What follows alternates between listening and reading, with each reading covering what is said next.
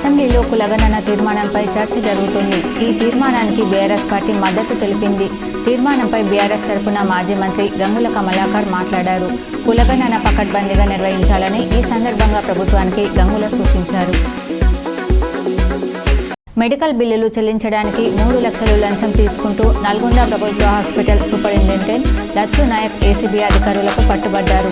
వివరాల్లోకి వెళ్తే medical distributor Rapolu Venkanna అనే వ్యక్తికి బిల్లులు చెల్లించేందుకు సూపరింటెండెంట్కు కలిశాడు. అందుకు 3 లక్షలు డిమాండ్ చేశాడు. ఇందల్వాయి టోల్ ప్లాజా వద్ద ఎమ్మెల్సీ మహేష్ కుమార్కు మాజీ ఎంపీపీ ఇమ్మడి గోపి ఘన స్వాగతం పలికారు. అలాగే డిష్పల్లి మండలంలోని గన్పూర్ గ్రామంలో మహేష్ కుమార్ గౌడ్కు మండల కార్యకర్తలు ఘన స్వాగతం పలికారు. దర్పల్లి మండల కేంద్రంలో ఎంఆర్ఓ కార్యాలయం వద్ద ఏఐటీయూసీ జిల్లా ఉపాధ్యక్షుడు కమలాపురం రాజన్న ఆధ్వర్యంలో దేశవ్యాప్త సమ్మెలో భాగంగా ఈరోజు ఎంఆర్ఓ కార్యాలయం ఎదుట ధర్నా చేశారు.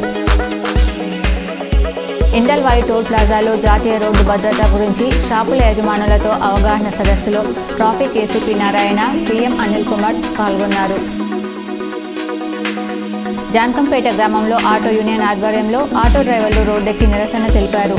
రాష్ట్ర వ్యాప్తంగా ఆటోల బంద్ సందర్భంగా జాన్కంపేటలోని చౌరస్తాలో నిరసన తెలిపారు. రథసప్తమి సందర్భంగా నగరంలోని నీలకంఠేశ్వర రథయాత్ర కన్నుల పండుగగా భక్తి శ్రద్ధలతో జరుగుతోంది. పెద్ద ఎత్తున భక్తులు హాజరై మొక్కులు తీర్చుకుంటున్నారు.